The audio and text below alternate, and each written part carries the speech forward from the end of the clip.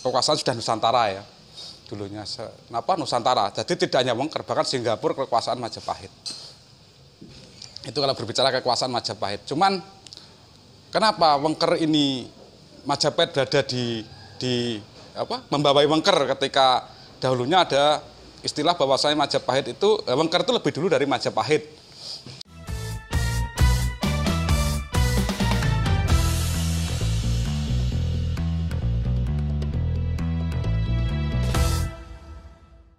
Halo, assalamualaikum warahmatullahi wabarakatuh. Kembali lagi di channel Sinau Sejarah. Kali ini kita berada di dalam konten Bisik Bicara Asik Sejarah Klasik. Nah, kali ini saya bersama dua narasumber. Beliau-beliau ini adalah sejarawan Ponorogo, yaitu dengan Mbah Jenggo, kita manggilnya biasa dengan Mbah Jenggo sebagai Ketua Les Bumi di Ponorogo, dan dengan Gus Akam, ini partnernya Mbah Jenggo. Nah, kali ini kita akan menelisik mengenai sejarah Ponorogo.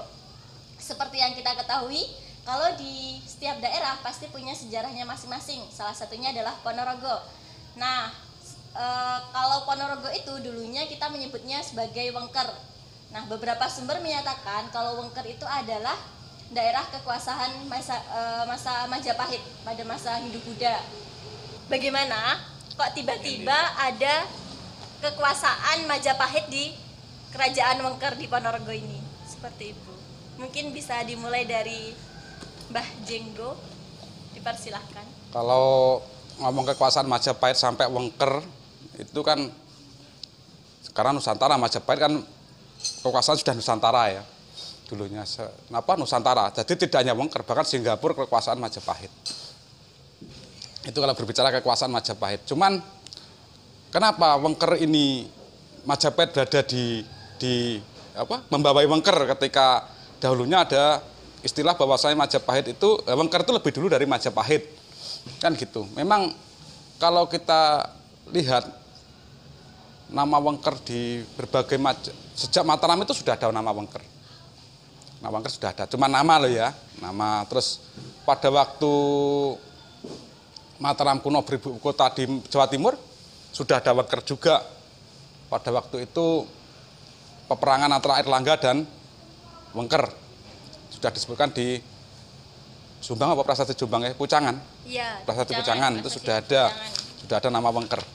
Tapi ketika ngomong Majapahit dan Wengker, ini saya pernah ada referensi. Ini ceritanya bukan cerita di buku ada atau bagaimana saya nggak tahu, tapi ini tutur. Pada waktu itu Majapahit itu tidak bisa masuk ke Wengker gitu. Karena Wengker itu sebuah wilayah yang dipagari oleh pagar hidup. Pagar hidup itu adalah bambu ori yang melingkar gitu loh. Nah, saya mencari referensi ini sulit sebetulnya. Jadi pada waktu ada yang cerita pada saya semacam itu, dipagari ori. Lah, Gajah Mada itu mau masuk Wengker itu kebingungan. Akhirnya ada yang melempar emas, dilemparkan itu karena pada prajurit Wengker berjaga.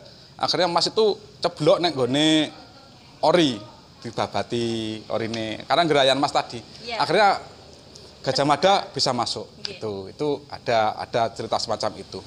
Terus juga ada cerita bahwasanya Majapahit dan Wengker, kalau kita lihat di salah satu buku saya lupa namanya, itu memang yang mendirikan Wengker itu adalah dia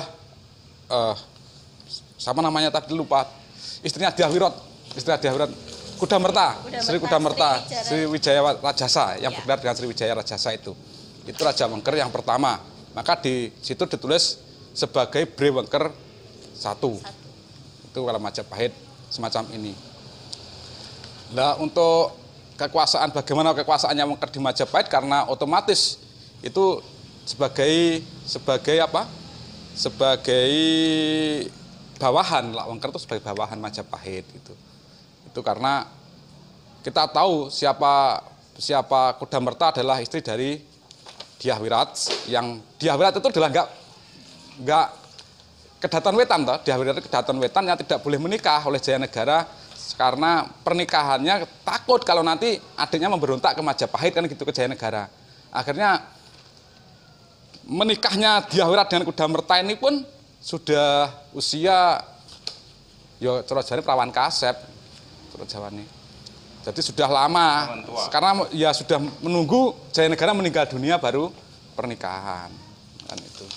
Kedaton Wetan Kediri daerah Daha karena dia adalah Bredaha. Bredaha atau Raja Dewi Maharajasa itu. Iya, Mahadewi Raja apa? Maharajasa, Maharaja ya, Daha. Raja Dewi Maharajasa kalau di negara Kertagama. Iya, Bredaha itu. Jadi pernikahannya seperti itu. Nah, tentang Wengker nanti kita bahas lagi lah. Wengker tentang apa bagaimana monggo panjenengan piye aku bingung malahan aku. Ya. Jadi kekuasaan Majapahit di Wengker itu ditanamkan oleh anaknya Raden Wijaya yang bernama Raja Dewi tadi menikah dengan Bre Wengker. Bre Wengker. Kemudian jadi Wengker menjadi daerah otonom dari Majapahit. Meskipun sebelumnya Wengker itu sudah ada. Tapi kita lihat juga bahwasanya peran Wengker ke Majapahit kan juga lebih banyak gitu loh. Bahkan Bre Wengker sendiri Kudamerta jarang-jarang di kerajaan Wengker. Karena saking peran ke Majapahit lebih banyak, lebih besar. Itu ada referensi demikian. Kenapa? Karena dia adalah sebagai Dewan Sabta Prabu. Jadi Dewan Pertimbangan Agung keluarga Majapahit. Gitu. Kudamerta itu Sriwijaya Rajasa itu gitu. Ya, gelarnya Sriwijaya Rajasa. Itu Raja Wengker yang tertulis di negara Kertagama. Sriwijaya, Raden Wijaya. Iya, anaknya Raden Wijaya. Anaknya Raden Wijaya. Nah, mungkin dari Gus Hakam ada tambahan? Yes, beberapa buku yang saya baca memang menunjukkan Wengker itu sebenarnya memang kerajaan tua ya. Di apa? Ada konon cerita Wengker itu memang ya kerajaan yang tidak bisa dikalahkan Majapahit, itu sudah salah satunya Wengker. Iya. Di Wengker itu yang disampaikan Mbak Jinggu bahwa dia punya pertahanan militer yang kuat tadi, sebagainya itu kan memang menjadi satu bukti ya beberapa apa itu wacana menunjukkan memang ya Wengker itu salah satu kerajaan yang tidak bisa diruntuhkan. Tapi kalau melihat sejarah ke belakang bahwa Majapahit itu kan baru tahun sekitar 1200 ya. Majapahit berdiri 1200-an. 1200. Jadi sebelum itu Wengker kan sudah ada. Sudah ada. Ini kan coba kita tarik ke belakang lah. Wengker ini sebenarnya asal muasal ada kesejarahan walaupun itu toh nama ya. Iya. Tapi kan ada yang sampaikan Mbak Jinggu tentang adanya Medang sebelumnya. Ada jalur-jalur Mataram kuno itu loh Mbak yang iya. Itu sebenarnya berarti di sini sudah ada wilayah kekuasaan yang sebelum Majapahit ada kan sudah ada. Iya. Itu kan sekitar kalau kita bicara Mataram berarti sekitar tahun 600 ya. 600 Wengker anu. Seiring dengan Kalau Mataram kuno ya? Ya Sriwijaya, seiring Empu Selendra, Empu Sanjaya itu kan. Tapi referensi kan kita sulit untuk mencari referensinya. Menggabungkan referensi. Jadi kerajaan Wengker itu ada mulai dari Mataram kuno sebenarnya. Ya sudah ada. Tapi kita tidak berada di bawah kekuasaannya. Iya. Baru di bawah kekuasaan itu muncullah Majapahit, baru kita menjadi daerah otonomnya. Sebabnya kalau kita lihat dari Mataram kuno ketika pindah, sebelum adanya pindahan Mataram kuno ke Jawa Timur, ibu kota pindah ke Jawa Timur, di tahun angka kalau nggak salah angka 900-an itu ada prasasti juga di Ponorogo, prasasti Taji itu, yang menceritakan tentang kebikuan Dewa Sabak. Itu di kebikuan Dewa Sabak itu berada di Gelanglor, di Taji, Gelanglor Sukorejo. Itu prasastinya ada. Cuman kita menjadi perdebatan karena itu adalah prasasti tertulis dari lempengan logam yang ditemukan di pinggir sungai. Yang ini memudahkan, iki sanu barang keli saka kono. Nah, terus ada ini sudah menancap sejak dulu. Dari perdebatan ini yang kita juga harus, memang pembuktian sulit, pembuktian secara ilmiah karena kurun waktu sekian jelas sudah berbeda kondisi geografinya, kondisi apa sudah berbeda semua, sosial masyarakat, lingkungannya. Bayangkan saja, saya iklim 5 tahun wae dalam sudah rubah halus apalagi yang kurun ratusan tahun itu. Tapi di situ sudah jelas ada prasasti yang ditulis dengan 3 digit angka gitu loh. Atau itu Mbak Jinggu yang pernah ada sejarah yang mengatakan juga bahwa di saat Empu Sindok melakukan perjalanan pindah kerajaan itu ya dari Mataram kuno ke wilayah timur itu kan ada sejarah juga yang tersampaikan ada apa itu salah satu saudaranya yang ke Ponorogo. Ya. di Mbah Empu Sindok melakukan perjalanan ke Jawa Timur sampai Nganjuk, Jombang itu kan pesisir Sungai Peloso itu. Iya. Nah katanya ada sejarah di situ, peninggalannya itu juga banyak katanya diurus sampai akhirnya ke Ponorogo. Iya, yang saudaranya itu ke Ponorogo. Ya, yang Saudaranya Empu Sindok. sisi Ya. selatan, ya neng buku Babat Ponorogo juga ada, bahwasanya Babat Ponorogo karyanya Iya. Bapak Mbah Purwowijoyo Purwowijoyo. itu sisi selatan. Yang di selatan pereng kidulan ada sing neng meneh, terus Babat alas neng kono, Ya. jenenge Ketut Wijoyo, Ketut Wijaya. Tadi Ketut Wijaya, tapi kalau di kita kan ada Ketut Wijaya. Terus kalau kita melihat Ketut Wijaya, ada di pemberontakan di Ahwawa, itu kan juga ada nama Ketut Wijaya juga di situ. Apa Ketut Wijaya yang itu atau Ketut Wijaya yang mana kan kita juga belum bisa apa ya? Pas zamannya temannya Empu Sindok itu, saudaranya Empu Sindok itu kita sudah wengker, ada. Sudah wengker sudah ada mungkin juga. Sudah Iya. ada, makanya mereka membabat mau masuk ke Ponorogo. Iya. Iya, konon ceritanya ya kerajaannya jadi Medang itu. Iya. Itu. Seperti yang kalau yang di prasasti Taji tadi belum ditentukan, angka tahunnya belum ditemukan. Sudah ada nggak tahunya insya Allah 901, cuma 3 digit tuh. 937 atau 9 berapa ya, saya lupa itu. Prasasti Taji itu ada di Museum Nasional. Jadi kemungkinan itu juga bisa menjadi hari Itu sebelum Wengker, sebelum Wengker. sebelum Majapahit. Mataram kuno pindah ke Jawa Timur gitu loh. Oh, itu adalah prasasti yang menyatakan kalau Mataram kuno pernah pindah ke Jawa Timur. Enggak, itu prasasti menyatakan peresmian kebikuan Dewa Sabak. Oh, Jadi di situ kan ada sima. Lah sima itu, bentuk sima itu kan apa ya, langrane saiki. Bumi perdikan lah intinya. Iya, perdikan. Bumi Tanah, perdikan, kan tanah sima perdikan. itu kan tanah. Tanah tak bebas pajak. tanah bebas pajak Iya. perdikan itu. Jadi di sima, di situ ada simanya. Jadi di situ peresmian sima Dewa Sabak tadi. Di situ ada Raka Indemun, nanti bagaimana. Dan saya juga melihat dari ini, barangkali Wengker sudah tertata pada waktu itu gitu loh. Sudah tertata, ada penataan, ada Rakainya, Raka Indemun, ada kan itu Raka Indemun itu punya istri namanya Empu Cintia kalau nggak salah.